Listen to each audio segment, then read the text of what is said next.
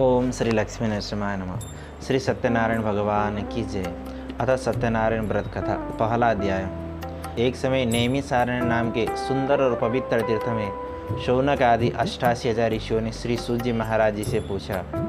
ऋषियों ने कहा, हे महामुनि, इस वेद विद्या रहित कलयुग में मनुष्य को प्रभु भक्ति किस प्रकार मिलेगी तथा उनका उद्धार कैसे होगा। हे प्रभु, कोई ऐसा व्रत अथवा तप के बारे में हमें बताइए जिसे थोड़े समय में पुण्य प्राप्ति हो। तब श्री सूत जी बोले, हे ऋषियों, इसी प्रकार देवर्षि नारद जी के द्वारा भी पूछे जाने पर भगवान श्री विष्णु ने उनसे जैसा कहा था उसे आप लोगों को कह रहा हूँ, आप लोग ध्यानपूर्वक सुनिए। एक समय योगी नारद जी लोगों की कल्याण की कामना से विविध लोकों में भ्रमण करते हुए मृत्यु लोक में आ पहुँचे। वहाँ उन्होंने अपने कर्म फल के अनुसार नाना योनियों में उत्पन्न हुए सभी प्राणियों को अनेक प्रकार के दुख कष्ट आदि भोगते हुए देखा तथा किस उपाय से उनके दुखों का सुनिश्चित रूप से नाश हो सकता है, ऐसा मन में विचार करके वह श्री विष्णु लोक को चले गए। वहाँ 4 भुजा वाले और शंख चक्र गदा पद्म तथा वनमाला से विभूषित शुक्लांबरण भगवान श्री नारायण का दर्शन कर उनकी स्तुति करने लगे। स्तुति सुनने के तदंतर भगवान श्री विष्णु ने नारद जी से कहा, हे नारद, आप किस प्रयोजन से यहाँ पर आए हैं? आपके मन में क्या है? कहिए, वह सब मैं आपको बताऊंगा। तब श्री नारद जी बोले, हे प्रभु, मृत्यु लोक में अपने पाप कर्म द्वारा विभिन्न योनियों में उत्पन्न हुए सभी लोग बहुत प्रकार के दुख कष्ट आदि से दुखी हो रहे हैं। हे प्रभु, कौन से छोटे से उपाय से उन सभी के कष्टों का निवारण हो सकेगा? यदि आपके मेरे ऊपर कृपा है तो सब मुझे बताइए, मैं सुनना चाहता हूँ। तब श्री भगवान ने कहा, हे नारद, संसार के ऊपर अनुग्रह करने की इच्छा से आपने बहुत ही अच्छी बात पूछी है। जिस व्रत को करने से प्राणी मोह से मुक्त हो जाता है उसके बारे में मैं बता रहा हूँ, आप ध्यानपूर्वक सुनिए। स्वर्ग तथा मृत्यु लोक में दुर्लभ भगवान श्री सत्यनारायण का यह महान पुण्यपद व्रत है। आपके स्नेह के कारण इस समय उसे कह रहा हूँ। अच्छी तरह विधि विधान से भगवान श्री सत्यनारायण का व्रत करके मनुष्य शीघ्र ही सुख प्राप्त करके परम लोक में मोक्ष को प्राप्त कर सकता है। भगवान की ऐसी वाणी सुनकर नारद मुनि ने कहा, हे प्रभु, इस व्रत को करने का फल क्या है? इसका विधान क्या है? इस व्रत को किसने किया और इसे कब करना चाहिए? तब श्री भगवान ने कहा, यह सत्यनारायण व्रत दुख शोक आदि को नाश करने वाला, धन धान्य की वृद्धि करने वाला, सौभाग्य और संतान देने वाला तथा सर्वत्र विजय प्रदान करने वाला है। जिस किसी भी दिन भक्ति और श्रद्धा के साथ मनुष्य एकत्रित होकर सायंकाल के समय भगवान श्री सत्यनारायण की पूजा करे, नैवेद्य के रूप में उत्तम कोटि के भोजनीय पदार्थ को सवाया मात्रा में एकत्रित कर भगवान को निवेदित करना चाहिए। केले का फल, घी, दूध, गेहूँ का चूर्ण अथवा गेहूँ के चूर्ण के बाद में साठी चावल का चूर्ण, शक्कर या गुड़, यह सब भक्ष्य सामग्री सवाया मात्रा में एकत्रित कर भगवान को निवेदित करना चाहिए। बंधु बांधवों के साथ भगवान श्री सत्यनारायण की कथा सुनकर ब्राह्मणों को दक्षिणा देनी चाहिए। तदंतर ब्राह्मणों को तथा बंधु बांधवों को भोजन कराना चाहिए। भक्तिपूर्वक भगवान श्री सत्यनारायण का प्रसाद ग्रहण करके नित्य गीत आदि का आयोजन करना चाहिए। ऐसा करने से मनुष्य की अभिलाषा अवश्य ही पूर्ण होती है। विशेष रूप में कलयुग में पृथ्वी लोक में सबसे छोटा सा उपाय है। इसी प्रकार श्री स्कंद पुराण के अंतर्गत रेवा खंड में श्री सत्यनारायण व्रत कथा का पहला अध्याय पूरा हुआ।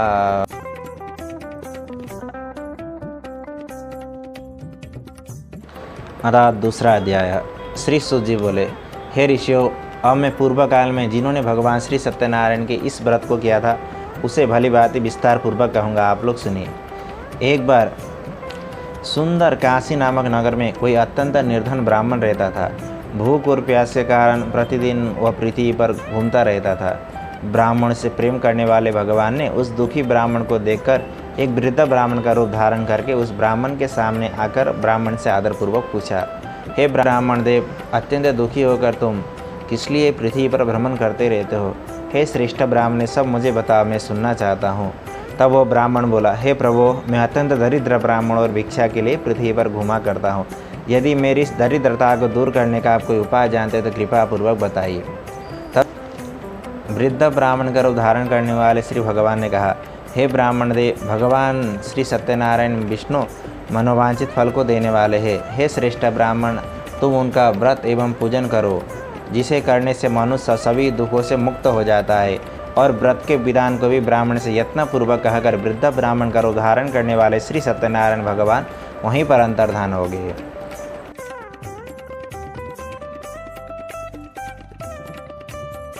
वृद्ध ब्राह्मण ने सत्यनारायण भगवान के व्रत के बारे में जैसा कहा है उस व्रत को अच्छी प्रकार विधि विधान से करूँगा, यह सोचते हुए इस ब्राह्मण को रात भर नींद भी नहीं आई। तदंतर प्रातःकाल उठकर भगवान श्री सत्यनारायण का व्रत करूँगा ऐसा संकल्प करके वह ब्राह्मण भिक्षा के लिए चल पड़ा। उसी दिन ही ब्राह्मण को भिक्षा में बहुत सा धन प्राप्त हुआ। उसी धन से उसने बंधु बांधवों को बुलाकर भगवान श्री सत्यनारायण का व्रत किया।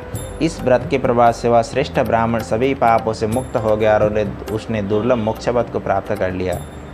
हे ऋषियों, पृथ्वी पर जो भी कोई मनुष्य भगवान श्री सत्यनारायण के इस व्रत को करेगा उसी समय उनके समस्त दुख नष्ट हो जाएंगे। इसी प्रकार भगवान विष्णु ने नारद जी से जो कुछ कहा था मैंने वह सब आप लोगों से कह दिया, आगे और मैं क्या कहूँ। तब ऋषियों ने कहा, हे महामुनि, इस ब्राह्मण से सुनकर भगवान श्री सत्यनारायण के इस व्रत को किसने किया, हम यह सब सुनना चाहते हैं। भगवान श्री सत्यनारायण के व्रत पर हमारे मन में श्रद्धा हो रही है। तब श्री सूजी बोले, हे मुनियों, पृथ्वी पर जिसने भगवान श्री सत्यनारायण के व्रत को किया था उसे बताता हूँ, आप लोग सुनिए। एक बार वह द्विजश्रेष्ठ ब्राह्मण अपनी धन संपत्ति के अनुसार बंधु बांधव तथा परिवारजनों के साथ भगवान श्री सत्यनारायण का व्रत करने के लिए तैयार हुआ। उसी बीच एक लकड़हारा वहां पर आया और लकड़ियों को बाहर रखकर उस ब्राह्मण के घर में चला गया। प्यास से व्याकुल वह ब्राह्मण को भगवान श्री सत्यनारायण के व्रत में दीक्षित देखकर विनयपूर्वक पूछने लगा, हे ब्राह्मण देव, यह आप क्या कर रहे हैं? इसके करने से किस फल की प्राप्ति होती है, मुझे विस्तार पूर्वक बताइए। तब ब्राह्मण ने कहा, यह भगवान श्री सत्यनारायण का व्रत है जो सभी मनोकामना को प्रदान करने वाले हैं। उन्हीं के प्रभाव से मुझे यह सब मान धन धान्य आदि की प्राप्ति हुई है। जल पीकर तथा प्रसाद ग्रहण करके वो नगर की ओर चला गया और सत्यनारायण भगवान के लिए मन में ऐसा सोचने लगा कि आज लकड़ी बेचने से जो भी धन प्राप्त होगा उसी धन से भगवान श्री सत्यनारायण का श्रेष्ठ व्रत करूँगा। इस प्रकार मन में चिंतन करता हुआ लकड़ियों को मस्तक पर रखकर सुंदर नगर में चला गया जहाँ धन संपन्न लोग रहते थे। उसी दिन ही उसने लकड़ियों का दुगना मूल्य प्राप्त कर लिया। तदंतर प्रसन्न हृदय होकर वह पके हुए केले का फल, शक्कर, घी, दूध और गेहूं का चूर्ण सवाया मात्रा में लेकर अपने घर को चला गया और उसने बंधु बांधव को बुलाकर भगवान श्री सत्यनारायण का व्रत किया। इस श्री सत्यनारायण की इस व्रत के कारण वह लकड़हारा धन पुत्र आदि से संपन्न हो गया तथा इस लोक में अनेक सुखों का उपभोग करके अंत में सत्यपुर वैकुंठ लोक को चला गया। इसी प्रकार श्री स्कंद पुराण के अंतर्गत रेवा खंड में श्री सत्यनारायण व्रत कथा का दूसरा अध्याय पूरा हुआ।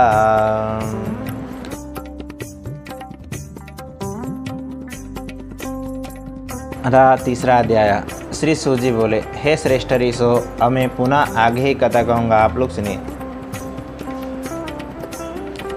प्राचीन काल में उल्कामुंग नाम का एक राजा था। वह जितेंद्रिय, सत्यवादी तथा अत्यंत बुद्धिमान था। वह विद्वान राजा प्रतिदिन देवालय जाता और ब्राह्मणों को धन देकर उन्हें संतुष्ट करता था।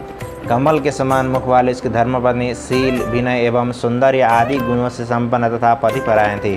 राजा एक दिन अपनी धर्मपत्नी के साथ भद्रशिला नदी के तट पर भगवान श्री सत्यनारायण का व्रत कर रहा था। उसी समय व्यापार करने के लिए अनेक प्रकार की पुष्पकल धन राशि से संपन्न एक साधु वणिक वहां पर आया। भद्रशिला नदी के तट पर नाव को स्थापित करके वह राजा के समीप गया और राजा को भगवान श्री सत्यनारायण के व्रत में दीक्षित देकर विनयपूर्वक पूछने लगा। साधु ने कहा, हे राजन, भक्तियुक्त चित्त होकर आप यह क्या कर रहे हैं? इसके करने से किस फल की प्राप्ति होती है, विस्तार पूर्वक मुझे बताइए। तब राजा ने कहा, हे साधु, पुत्र आदि की प्राप्ति की कामना से अपने बंधु बांधवों के साथ मैं अतुल तेजस संपन्न भगवान श्री विष्णु का व्रत एवं पूजन कर रहा हूँ। राजा की बात सुनकर साधु ने आदरपूर्वक कहा, हे राजन, इस विषय में आप मुझे विस्तार पूर्वक बताइए। आपके कथानुसार मैं भी भगवान श्री सत्यनारायण का व्रत एवं पूजन करूँगा। मुझे भी कोई संतान नहीं है, इसे अवश्य ही संतान की प्राप्ति होगी। ऐसा विचार करके वह व्यापार से निर्वृत्त हो आनंदपूर्वक अपने घर को चला आया और उसने संतान प्रदान करने वाले भगवान श्री सत्यनारायण के व्रत के विषय में अपनी भार्य लीलावती से कहा और कहा, जब भी मुझे संतान की प्राप्ति होगी तब मैं भगवान श्री सत्यनारायण के इस श्रेष्ठ व्रत को करूँगा। इस प्रकार उस साधु ने अपनी भार्य लीलावती से कहा। एक दिन उसके लीलावती नाम की सती साध्वी भार्या पति के साथ आनंद चित्त से ऋतुकालीन धर्माचरण में प्रवृत्त हुई और भगवान श्री सत्यनारायण की कृपा से उसकी वह भार्या गर्भिणी हुई तथा 10वें महीने में कन्या रत्न की उत्पत्ति हुई। वह कन्या शुक्ल पक्ष की चंद्रमा की भांति दिन प्रतिदिन बढ़ने लगी। उस कन्या का कलावती यह नाम रखा गया। तब लीलावती ने मधुर वाणी में अपने स्वामी से कहा, आपने पूर्व में संकल्प किया था कि भगवान श्री सत्यनारायण का व्रत करूँगा, वो क्यों नहीं कर रहे? तब साधु ने कहा, हे प्रिय, इसके विवाह के समय में भगवान श्री सत्यनारायण का व्रत करूंगा। इस प्रकार अपनी पत्नी को भलीभांति आश्वासन कर वो व्यापार करने के लिए नगर की ओर चला गया। इधर कन्या कलावती पिता के घर में बढ़ने लगी। तदंतर धर्मज्ञ साधु ने नगर में सखियों के साथ क्रीड़ा करती हुई अपनी कन्या को विवाह योग्य देखकर आपस में मंत्रणा करके कन्या विवाह के लिए श्रेष्ठ वर को ढूंढ के लाओ ऐसा दूत से कहकर उसे शीघ्र ही भेज दिया। उसकी आज्ञा प्राप्त करके दूत कांचन नामक नगर में चला गया और वहां से एक वणिक के पुत्र को ले आया। उस साधु ने उस वणिक के पुत्र को सुंदर और गुणों से संपन्न देकर अपने जाति के लोग तथा बंधु बांधवों के साथ संतुष्ट हो विधि विधान से वणिक पुत्र के हाथ में कन्या का दान कर दिया। उस समय भी वह साधु वणिक दुर्भाग्यवश भगवान श्री सत्यनारायण का उत्तम व्रत करना ही भूल गया। पूर्व संकल्प के अनुसार विवाह के समय भी भगवान श्री सत्यनारायण का व्रत न करने के कारण भगवान श्री सत्यनारायण उस पर रुष्ट हो गए। कुछ समय पश्चात व्यापार कर में कुशल वह साधु वणिक काल की प्रेरणा से अपने दामाद के साथ व्यापार करने के लिए समुद्र के समीप स्थित रत्नसारपुर नामक सुंदर नगर में चला गया और अपने श्री संपन्न दामाद के साथ वहां व्यापार करने लगा। वो दोनों राजा चंद्रकेतु के उस रमणीय नगर में चले गए। उसी समय भगवान श्री सत्यनारायण ने उसकी भ्रष्ट प्रतिज्ञा को देखकर उसे दारुण कठिन और महान दुख प्राप्त हो गया ऐसा श्राप दे दिया। एक दिन एक चोर ने राजा चंद्रकेतु के धन को चुराकर वहीं आया जहां पर दोनों वणिक बैठे हुए थे। अपने पीछे दौड़ते हुए दूत को देखकर भयभीत मन से चोर ने धन को वहीं पर छोड़कर शीघ्र ही छिप गया। उसके बाद दूत वहां पर आ गए जहां पर वणिक पुत्र बैठे हुए थे। वहां पर राजा के धन को रखा हुआ देखकर दोनों को बांध कर ले आए और हर्षपूर्वक दौड़ते हुए राजा से बोले, हे प्रभु, हम दो चोर पकड़ लाए हैं, इन्हें देखकर आप आज्ञा दीजिए। राजा की आज्ञा से शीघ्र दृढ़तापूर्वक बांधकर बिना विचार किए महान कारागार में डाल दिया गया और भगवान श्री सत्यनारायण के माया के कारण किसी ने भी उन दोनों की बात नहीं सुनी और राजा चंद्रकेतु ने उन दोनों का धन भी ले लिया। भगवान श्री सत्यनारायण के श्राप के कारण वणिक के घर में उसकी भार्या भी अत्यंत दुखी हो गई और उसके घर में सारा का सारा जो भी धन रखा हुआ था वो चोर ने चुरा लिया। लीलावती शारीरिक तथा मानसिक पीड़ाओं से युक्त भूख और प्यास से दुखी और अन्न की चिंता से दर दर भटकने लगी। कलावती कन्या भी भोजन के लिए प्रतिदिन इधर उधर घूमने लगी। एक दिन भूख और प्यास से पीड़ित हो वह कलावती कन्या एक ब्राह्मण के घर में चले गए। वहाँ उसने भगवान श्री सत्यनारायण कथा को होते हुए देखा। वहाँ बैठकर उसने भगवान की कथा सुनी और प्रसाद ग्रहण करके कुछ रात होने पर अपने घर को चली आई। तब माता लीलावती ने प्रेम पूर्वक पूछा, हे पुत्री, रात में तू कहाँ रुक गई थी, तुम्हारे मन में क्या है? तब कलावती कन्या ने तुरंत माता से कहा, हे माँ, मैंने एक ब्राह्मण के घर में मनोरथ प्रदान करने वाले भगवान श्री सत्यनारायण के व्रत को देखा है। कन्या की इस बात को सुनकर पूर्व संकल्प का स्मरण आया कि हमने भी भगवान श्री सत्यनारायण के व्रत को करेंगे बोल के संकल्प किया था। उसी व्रत को न करने के कारण आज हमें इतना दुख कष्ट आदि भोगना पड़ रहा है।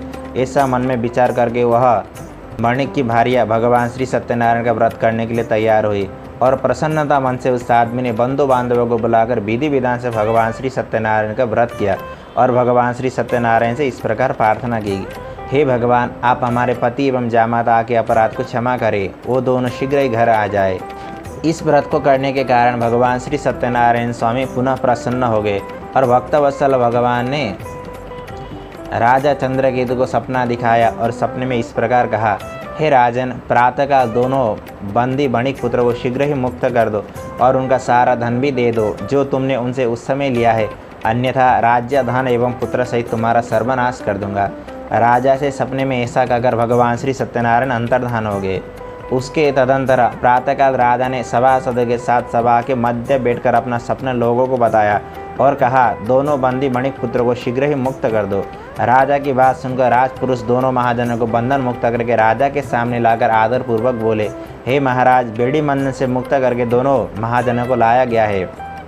उसके बाद दोनों महाजनों ने राजा चंद्रकेतु को प्रणाम करके अपने पूर्व वृत्तांत का स्मरण करते हुए भयभीत हो गए और कुछ न बोल सके। राजा ने उन्हें भयभीत होता हुआ देखकर आदर पूर्वक कहा, लोगों को प्रारब्धवश यह महान दुख प्राप्त हुआ है, इस समय कोई भय नहीं है। ऐसा कहकर उनके बेड़ी खुलवाकर चौर कर्म आदि कराया। राजा ने उन्हें नए नए वस्त्र अलंकार देकर उन दोनों वणिक पुत्र को संतुष्ट किया तथा सामने बुलाकर वाणी द्वारा भी अत्यधिक आनंदित किया। पहले जो धन लिया था उसे दुगना कर दिया। तदंतर राजा ने पुनः उनसे कहा, हे साधु, अब आप लोग अपने घर को जाइए। राजा को प्रणाम करके आपकी कृपा से हम लोग जा रहे हैं। ऐसा कहकर उन दोनों महाविष्णु ने अपने घर की ओर प्रस्थान किया। इसी प्रकार श्री स्कंदस पुराण के अंतर्गत रेवाखंड में श्री सत्यनारायण व्रत कथा का 3रा अध्याय समाप्त हुआ।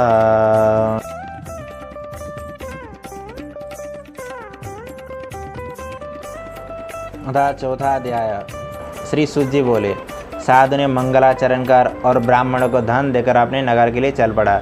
साधु के थोड़ी दूर जाने पर भगवान श्री सत्यनारायण को उस साधु की सत्यता की परीक्षा के विषय में जिज्ञासा हुई और भगवान श्री सत्यनारायण ने एक दंडी सन्यासी का रूप धारण करके उस साधु के सामने आकर साधु से आदरपूर्वक पूछा, हे साधु, तुम्हारे नाम में क्या भरा हुआ है? तब धन के मद में चूर दोनों महाजनों ने भगवान की अवहेलना करके हंसते हुए कहा, हे दंडी, आप क्यों पूछ रहे हो? क्या कुछ द्रव्य लेने की इच्छा है? हमारे नाम में तो लता और पत्ते आदि भरे हुए। ऐसी निष्ठुर बहाने सुनकर भगवान ने कहा, तुम्हारी बात सच हो जाए। ऐसा कहकर दंडी सन्यासी का रूप धारण करने वाले भगवान कुछ दूर जाकर समुद्र के समीप बैठ गए। दंडी के चले जाने पर नित्य क्रिया करने के पश्चात जल में ऊपर की ओर उठी नौका को देखकर साधु वणिक अत्यंत आश्चर्य में पड़ गया और नाम में लता और पत्ते आदि देखकर मूर्छित हो पृथ्वी पर गिर पड़ा। सचेत होने पर उस वणिक पुत्र के दामाद ने इस प्रकार कहा, आप शोक क्यों कर रहे हैं? दंडी ने श्राप दिया है। इस स्थिति में वही चाहे तो सब कुछ कर सकते हैं, इसमें कोई संशय नहीं है। अतः उनकी शरण में हम चले, वहीं मन की इच्छा पूरी होगी। मात की बात सुनकर वह उनके पास चला गया और दंडी को वहां पर बैठा हुआ देखकर उसने भक्तिपूर्वक ने प्रणाम किया तथा आदरपूर्वक कहने लगा, आपके सन्मुख मैंने जो कुछ कहा है असत्य भाषण रूप अपराध किया है, आप मेरे उस अपराध को क्षमा करें। ऐसा कहकर वह महान शोक से आकुल हो गया। भगवान ने उसे रोता हुआ देखकर कहा, हे मूर्ख, रो मत, मेरी बात सुनो। मेरी पूजा से उदासीन होने के कारण तथा मेरी आज्ञा से ही तुमने बारंबार दुख प्राप्त किया है। भगवान की भक्तियुक्त वाणी सुनकर वह उनकी स्तुति करने लगा। साधु बोला, हे प्रभु, यह आश्चर्य की बात है। आपकी माया से मोहित होने के कारण ब्रह्मा आदि देवता भी आपके गुण और रूप को यथावत रूप से नहीं जान पाते। फिर मैं मूर्ख आपकी माया से मोहित होने के कारण कैसे जान सकता हूँ? आप प्रसन्न होइए, मैं अपनी धन संपत्ति के अनुसार आपकी पूजा करूँगा। मैं आपकी शरण में आया हूँ। मेरी जो नौका में स्थित पुराना धन था उसकी तथा मेरी रक्षा कीजिए। उस वणिक के भक्तियुक्त वाणी सुनकर भगवान श्री हरि प्रसन्न हो गए और भक्तवत्सल भगवान ने उसे अभिष्ट वर प्रदान करके वहीं पर अंतर्धान हो गए। उसके बाद साधु नौका में चढ़ा तथा उसे धन दाने से परिपूर्ण देखकर भगवान श्री सत्यनारायण की कृपा से हमारा मनोरथ सफल हो गया। ऐसा कहकर सज्जनों के साथ उसने भक्तिपूर्वक भगवान श्री सत्यनारायण की पूजा की और भगवान श्री सत्यनारायण की कृपा से वह आनंद से परिपूर्ण हो गया और नौका को प्रयत्नपूर्वक संभाल कर उसने अपने देश के लिए प्रस्थान किया। तब साधु वणिक ने उसके दामाद से कहा, वो देखो, मेरी रत्नपुरी नगर दिखाई दे रही है। उसके बाद उसने अपने धन के रक्षक दूत को अपने आगमन का समाचार देने के लिए नगर की ओर भेज दिया। उसकी आज्ञा प्राप्त करके तत्पश्चात उस दूत ने नगर में जाकर साधु की भार्या को देखकर हाथ जोड़कर प्रणाम किया तथा उनके लिए अविष्ट बात कही। सेठ जी अपने दामाद तथा बंधु वर्ग के साथ बहुत सारे धन दाने से परिपूर्ण होकर नगर के निकट पधार गए।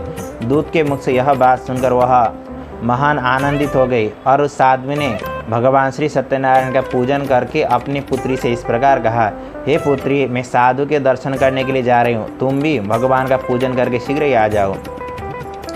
माता के ऐसे वचन सुनकर कलावती भी भगवान श्री सत्यनारायण का पूजन समाप्त करके भगवान श्री सत्यनारायण का प्रसाद वहीं पर परित्याग करके अपने पति के दर्शन करने के लिए चल पड़ी। उसी कारण भगवान श्री सत्यनारायण समय पुनः रुष्ट हो गए और उन्होंने उसके पति को तथा नौका को धन के साथ हरण करके जल में डुबो दिया। उसके बाद कलावती कन्या अपने पति को न देखकर रुदन करती हुई पृथ्वी पर गिर पड़ी। नौका का अदृश्य तथा कन्या को अत्यंत दुखी देखकर भयभीत मन से साधु वणिक सोचने लगा, यह क्या आश्चर्य हो गया। नौका का संचालन करने वाले भी सभी चिंतित हो गए। तदंतर वह लीलावती भी कन्या को देखकर अत्यंत दुख से विलाप करते हुए अपने पति से इस प्रकार बोले, अभी अभी नौका के साथ वह दामाद कैसे अलक्षित हो गए। न जाने किस देवता की उपेक्षा के कारण वह नौका हरण कर लिया गया है, अथवा भगवान श्री सत्यनारायण के महात्म्य को कौन जान सकता है। ऐसा कहकर वह सज्जनों के साथ विलाप करने लगी और कलावती कन्या को गोद में लेकर रोने लगी। कलावती कन्या भी अपने पति को नष्ट हो जाने पर बहुत ही दुखी हो गई और पति की पादुका को लेकर उनका अनुगमन करने के लिए उसने मन में निश्चय किया। कन्या की इस प्रकार के आचरण को देखकर भार्या सहित वह धर्मज्ञ साधु वणिक अत्यंत शोक संपन्न हो गया और सोचने लगा, यह तो भगवान श्री सत्यनारायण ने धन दाने से भरी हुई नौका का अपहरण कर लिया है, अथवा हम सभी भगवान श्री सत्यनारायण की माया से मोहित हो गए। मैं अपनी धन संपत्ति के अनुसार भगवान श्री सत्यनारायण की पूजा करूंगा। सभी को बुलाकर इस प्रकार कहकर उसने अपने मन की इच्छा प्रकट की और बारंबार भगवान श्री सत्यनारायण को दंडवत प्रणाम करने लगा। इसी कारण भगवान श्री सत्यनारायण स्वामी पुनः प्रसन्न हो गए और भक्तवत्सल भगवान ने कृपापूर्वक आकाश मंडल से इस प्रकार कहा, हे साधु, तुम्हारी कन्या मेरा प्रसाद छोड़कर अपने पति को देखने चली आई है। निश्चय उसी कारण उसका पति अदृश्य हो गया है। यदि वह घर जाकर मेरा प्रसाद ग्रहण करके पुनः आए तो हे साधु, तुम्हारी कन्या अपने पति को प्राप्त करेगी, इसमें कोई संशय नहीं है। कलावती कन्या भी आकाश मंडल से ऐसी वाणी सुनकर शीघ्र ही घर चली गई और उसने भगवान श्री सत्यनारायण के प्रसाद को ग्रहण किया और पुनः आकर सज्जनों तथा अपने पति को देखा। तब कलावती कन्या ने प्रेम पूर्वक पिता से कहा, अब तो घर चलिए, विलंब क्यों कर रहे। कन्या की यह बात सुनकर साधु वणिक संतुष्ट हो गया और विधि विधान से भगवान श्री सत्यनारायण का पूजन करके धन तथा बंधु बांधव के साथ अपने घर को चला गया। तदंतर प्रत्येक पूर्णिमा तथा संक्रांति पर्व पर भगवान श्री सत्यनारायण का पूजन करके वह इस लोक में सभी सुखों को उपभोग करके अंत में सत्यपुर वैकुंठ लोक को चला गया। इसी प्रकार श्री स्कंदस पुराण के अंतर्गत रेवा खंड में श्री सत्यनारायण व्रत कथा का यह चौथा अध्याय पूरा हुआ। पांचवा अध्याय। श्री सूजी बोले, हे ऋषियों, मैं दूसरी कथा कहूँगा, आप लोग सुनिए। प्राचीन काल में तुंगध्वज नाम का एक राजा था। उसने भी भगवान श्री सत्यनारायण का प्रसाद परित्याग करके बहुत ही दुख प्राप्त किया था। एक बार वह वन में जाकर और वहाँ बहुत से पशुओं को मारकर बट वृक्ष के नीचे आया। उसने वहाँ देखा कि गोपगण बंधु बांधव के साथ संतुष्ट होकर भगवान श्री सत्यनारायण के विधि विधान से पूजा कर रहे हैं। राजा वह देखकर भी अहंकार बस वहाँ न गया और न ही उसने भगवान श्री सत्यनारायण को प्रणाम ही किया। पूजन के समाप्त होने पर सभी गोपगण भगवान श्री सत्यनारायण का प्रसाद राजा के समीप रखकर वहाँ से लौट आए और इच्छा अनुसार सभी ने भगवान श्री सत्यनारायण का प्रसाद ग्रहण किया। राजा ने अहंकार बस भगवान श्री सत्यनारायण का प्रसाद वहीं पर परित्याग करके अपने राज्य की ओर चला गया। इधर राजा को भगवान श्री सत्यनारायण का प्रसाद परित्याग करने से बहुत ही दुख प्राप्त हुआ। उसका संपूर्ण धन धान एवं सभी 100 पुत्र नष्ट हो गए। तब राजा ने मन में यह निश्चय किया कि अवश्य ही भगवान श्री सत्यनारायण ने हमारा नाश कर दिया है, इसलिए मुझे वहीं जाना चाहिए जहाँ भगवान श्री सत्यनारायण का पूजन हो रहा था। ऐसा मन में सोचकर वह राजा गोपगण के समीप आया और उसने भक्तिपूर्वक विधि विधान से गोपगण के साथ भगवान श्री सत्यनारायण की पूजा की। भगवान श्री सत्यनारायण की कृपा से वह पुनः धन और पुत्र से संपन्न हो गया तथा इस श्लोक में सभी सुखों को उपभोग कर अंत में वैकुंठ धाम को प्राप्त हुआ। श्री सूजी कहते, जो भी व्यक्ति इस परम दुर्लभ भगवान श्री सत्यनारायण के व्रत को करता है और पुण्यमय तथा फल प्रदायिनी भगवान की कथा को भक्ति युक्त होकर सुनता है, उसे भगवान श्री सत्यनारायण की कृपा से धन दान आदि की प्राप्ति होती है। दरिद्र धनवान हो जाता है, बंधन में पड़ा हुआ बंधनों से मुक्त हो जाता है, डरा हुआ व्यक्ति भय से मुक्त हो जाता है। यह सत्य बात है, इसमें कोई संशय नहीं है। अतः वह सभी इच्छित फलों को भोग प्राप्त कर अंत में सत्यपुर वैकुंठ लोक को जाता है। हे ऋषियों, इस प्रकार मैंने आप लोगों से भगवान श्री सत्यनारायण की इस व्रत को कहा, जिसे करने से मनुष्य सभी दुखों से मुक्त हो जाता है। कलयुग में तो भगवान श्री सत्यनारायण की पूजा विशेष फल प्रदान करने वाली। भगवान श्री विष्णु को कुछ लोग काल, कुछ लोग सत्य, कुछ लोग ईश्वर, कुछ लोग सत्यदेव तथा दूसरे लोग सत्यनारायण नाम से कहेंगे। अनेक रूप धारण करने वाले भगवान श्री सत्यनारायण सभी का मनोरथ पूर्ण करने वाले होंगे। हे श्रेष्ठ मुनियों, जो भी व्यक्ति नित्य भगवान श्री सत्यनारायण की इस व्रत कथा को पढ़ता है तथा सुनता है, भगवान श्री सत्यनारायण कृपा से उसके सभी पाप नष्ट हो जाते हैं। हे मुनीश्वरों, पूर्व काल में जिन लोगों ने भगवान श्री सत्यनारायण के व्रत को किया था, उनके अगले जन्म का वृत्तांत कहता हूँ, आप लोग सुनिए। महान प्रज्ञान संपन्न सतानंद नाम के ब्राह्मण ने सत्यनारायण का व्रत करने के प्रभाव से दूसरे जन्म में सुदामा नामक ब्राह्मण हुए और भगवान श्री कृष्ण का ध्यान करके उन्होंने मोक्ष पद को प्राप्त कर लिया। लकड़हारा भिल्ला गुहो का राजा हुआ और अगले जन्म में उन्होंने भगवान श्री राम की सेवा करके मोक्ष को प्राप्त कर लिया। महाराज उल्कामोक दूसरे जन्म में राजा दशरथ हुए, जिन्होंने श्री रंगनाथ की पूजा करके अंत में वैकुंठ धाम को प्राप्त किया। इसी प्रकार धार्मिक और सत्यव्रती साधु पिछले जन्म के सत्यनारायण व्रत के प्रभाव से दूसरे जन्म में मोरध्वज नाम का राजा हुआ। उसने आरे से चिरकर अपने पुत्र की आदि देह भगवान श्री विष्णु को अर्पण कर मोक्ष को प्राप्त कर लिया। महाराज तुंगज जन्मांतर में स्वयंभुव मनु हुए और भगवत प्राप्ति संबंधी संपूर्ण कार्यों का अनुष्ठान करके उन्होंने भी वैकुंठ धाम को प्राप्त कर लिया। इस जो गोपगण थे वह सब जन्मांतर में वज्रमंड में निवास करने वाले गोप हुए और उन्होंने भी सभी राक्षसों का संहार करके भगवान का शाश्वतम गोलोक प्राप्त कर लिया। इसी प्रकार श्री स्कंदस पुराण के अंतर्गत रेवा खंड में श्री सत्यनारायण व्रत कथा गाया। यह 5वां अध्याय पूरा हुआ। जय बोले श्री सत्यनारायण स्वामी भगवान की जय।